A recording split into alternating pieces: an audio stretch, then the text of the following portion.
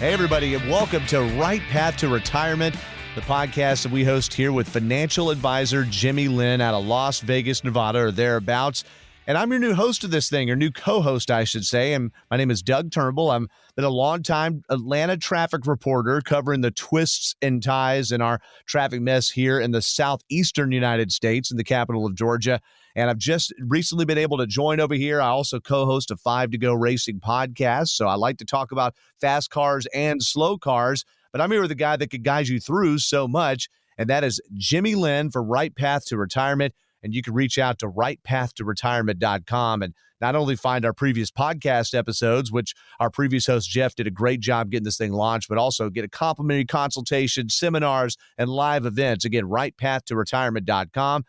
The guy that is at the tip of the spear, Jimmy Lin, joins us here. Jimmy, how you doing today? I'm doing great, Doug. How are you? I'm doing really well, thank you. Thank you for asking. Thanks for allowing me to be on. And welcome to the team, by the way.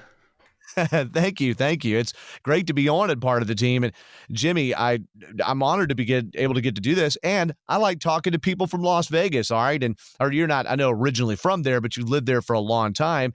And you surprised me with something you told me about Vegas. Not that the locals don't get all into the casinos and stuff. I get that. That's very much a tourist thing. I've been a couple of times. But you said that you and your family, as far as I know, have not been to the Valley of Fire National Park. Is that right?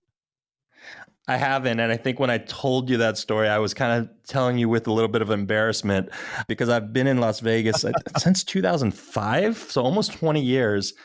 And there's so much to Las Vegas that I haven't seen that I'm starting to venture out. I just went to Lake Mead probably 5 years ago. And That's, a national icon here, national park, and just a fun time to go to. But yeah, I've never been to the Valley of Fire, and I've seen amazing pictures. You look at social media, all your friends going out there taking amazing pictures, and I haven't gone there, but it is the fall. We've just hit a stretch where we're under 100 degrees for a few days now. So I think it's almost time for us to go out there. I think it's very much time. So wait, now I've only been to Vegas kind of around the NASCAR race time. I mentioned I'm a big racing fan, so that's been in the March part of the year. I've never been to the fall race in Las Vegas. Is fall much different? I mean, is there much of a drop off in temperature? You're saying you're below 100 now. So what is a typical fall day in Vegas like? Yeah, I mean, it's mid-September now, and the whole city was excited when it hit 98 degrees, right? So it's being under 100 is definitely appreciated this time of year, but it drops fast. So by the time we hit mid-October, we're probably going to be closer to the high 70s. We don't have the seasons that you may have out in Georgia, so cold for us.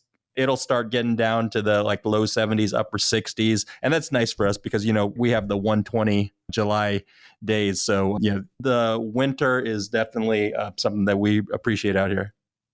I can tell why, gosh, in the triple digits. But you have the dry heat. You're not wearing 86 degrees like a big warm coat that's making us sweat like in Georgia, okay? So 86 probably feels really good in Las Vegas. But I'm sure whether it's a wet or a dry heat, 120 is one that you're trying to stay inside. Yeah, it's miserable. And I know about that humidity too, because don't forget I'm from Houston, which probably is a little bit worse than Atlanta as far as humidity. So yeah, the dry heat is real and we appreciate that. By the time people are listening to this, and these are evergreen episodes, right? But you can listen anytime. But I think it's important to put the context of when we record. By the time people are listening to this, it's early in the college football season. I haven't looked it up, so I'm getting the real answers from you, Jimmy. It's the Houston Cougars, right? How are they doing? I bounce back between my Houston Cougars, and since I've been in Las Vegas for about 20 years, I do support UNLV as well. And actually, UNLV and the Houston Cougars played their first game of the season this year. So they rarely play each other, but they happen to play this year. And UNLV beat the Houston Cougars, and they are actually, for the first time in their history, ranked in the top 25.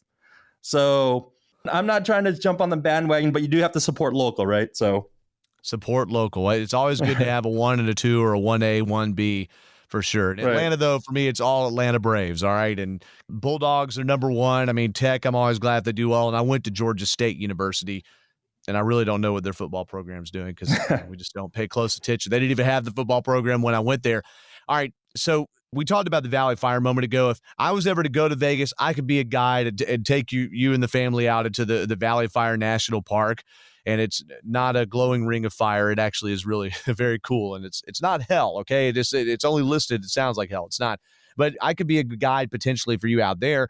You, however, definitely could be a guide to how people approach retirement, and particularly how people approach their retirement when it comes to taxes. And you've asked or proposed a great question that people need to ask, which is, do you need a tax advisor for your retirement? So kind of break down how someone approaches that, because in one sense, if you were elementary like me, I'm only 38 years old, middle of my career, I'm thinking, oh, I already paid income tax. I'm not getting income in retirement. But of course, I'm sure it's nothing like that.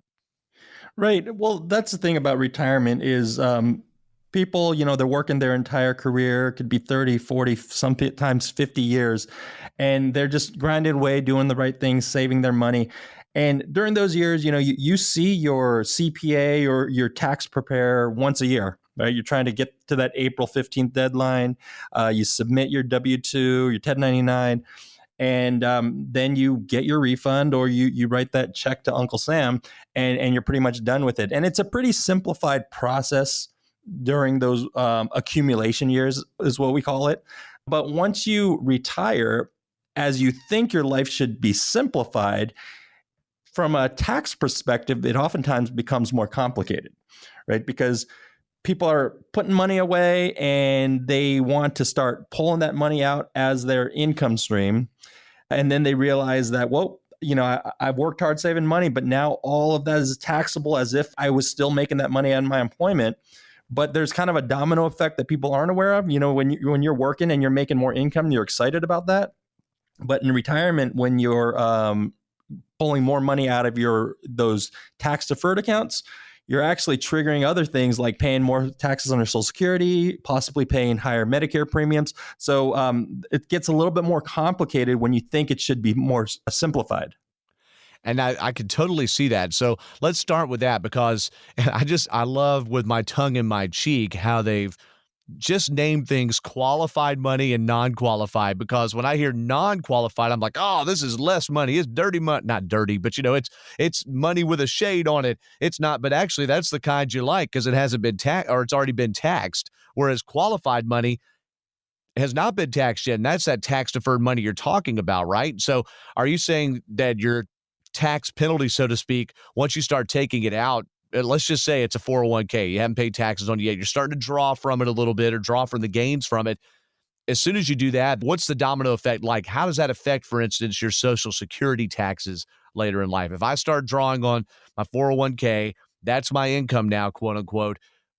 Can you walk me through the domino effect? Yes, definitely. Yeah. So what we're talking about is, you're kind of alluding to, is really what we call tax location. It's the different buckets of money that you have saved for retirement. And I always tell people, for the majority of retirees, as far as for retirement funds, the great majority of their net worth is in tax deferred accounts. So when you think about tax deferred, traditionally we're looking at like a 401k, 403b, a TSP for those government workers, and of course your traditional IRAs. So those are kind of just a couple examples of those tax deferred accounts. Then we have taxable accounts, which really are just investment accounts that are outside of a retirement account. So think about anything that's outside of a retirement account. Those are taxable accounts. And then we have the gold standard, which is that Roth IRA. And a Roth IRA is essentially a retirement account, but you've already paid taxes on it. So those are kind of the three buckets that I like to show in the seminars that I do. And so those are the locations in which you have some of your funds. Now, as I said earlier, most Americans, most retirees, they have the majority of their net worth in those tax deferred accounts.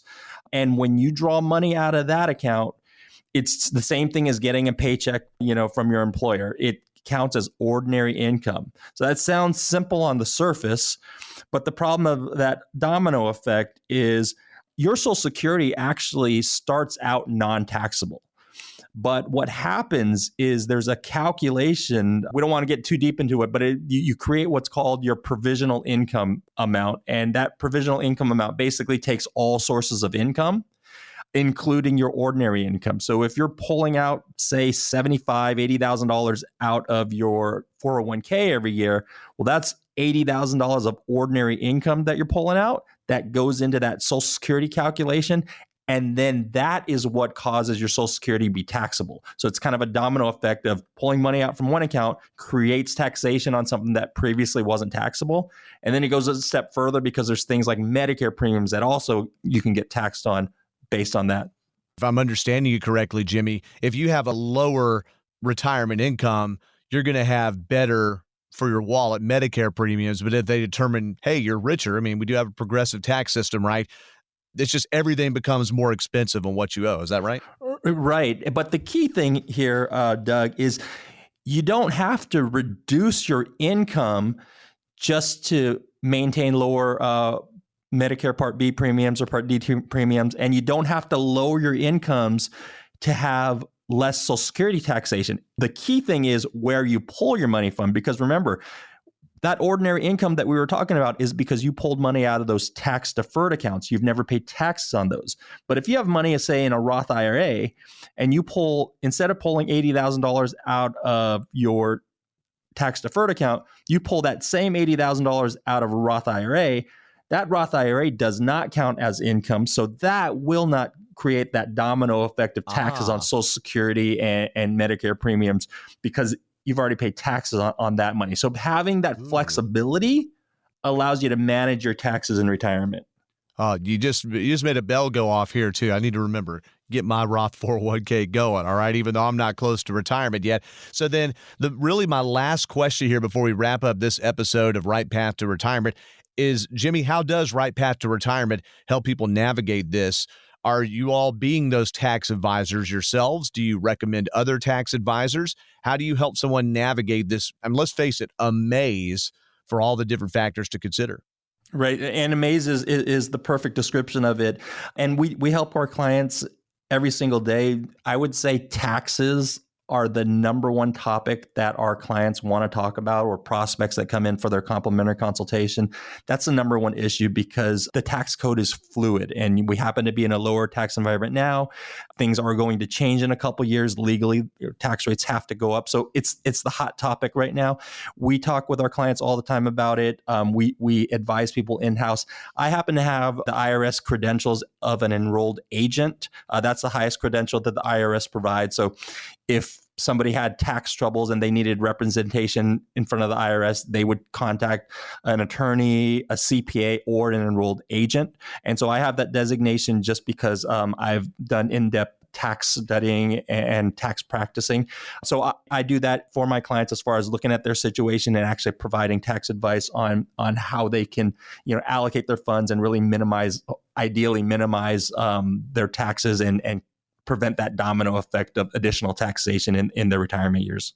Absolutely something people need there. Well, look, if you want access to Jimmy and his team, you just heard he's an enrolled agent, all right? IRS has a big categorization, if you will, for his services there. And you go to rightpathtoretirement.com. Not only can you get that complimentary consultation, Jimmy, but you all are doing seminars and live events. And you said that's one of the biggest questions that you get at those events, right? 100%. That's the hot topic right now, for good reason. Most people aren't aware that for a great majority of retirees, taxes could be their largest bill that they pay. And so all they want to talk about is taxes, because obviously the more money you save is more money in your pocket. Absolutely. The more money you save is the more money in your pocket. From Jimmy Lin, your financial advisor at Right Path to Retirement, rightpathtoretirement.com, there outside of Las Vegas. Well, Jimmy, you've talked about maximizing tax efficiency with Roth conversions and maximizing the benefits of 401ks in previous episodes. Folks, you can find those previous episodes and future ones too on rightpathtoretirement.com and in your podcatchers as well. Jimmy, thank you so much for your time today, and we look forward to more here on Right Path to Retirement very soon. Thank you, Doug. And thank you, everybody. You're more than welcome, by the way. Thank you, everybody, for listening to Right Path to Retirement. And again, go to rightpathtoretirement.com. Insurance products are offered through the insurance business Right Path Wealth Management. Right Path Wealth Management is also an investment advisory practice that offers products and services through Impact Partnership Wealth, LLC, IPW, a registered investment advisor. IPW does not offer insurance products. The insurance products offered by Right Path Wealth Management are not subject to investment advisor requirements. Investing involves risk, including the potential loss of principal. Any references to protection, safety, or lifetime income generally refer to fixed insurance products, never securities or investments. Insurance guarantees are backed by the financial strength and claims-paying abilities of the issuing carrier. This podcast is intended for informational purposes only. It is not intended to be used as the sole basis for financial decisions, nor should it be construed as advice designed to meet the particular needs of an individual situation. Right Path Wealth Management is not permitted to offer, and no statement made during this show shall constitute tax or legal advice. Our firm is not affiliated with or endorsed by the U.S. government or any governmental agency. The information and opinions contained herein provided by third parties have been obtained by sources believed to be reliable, but accuracy and completeness cannot be guaranteed by Right Path Wealth Management.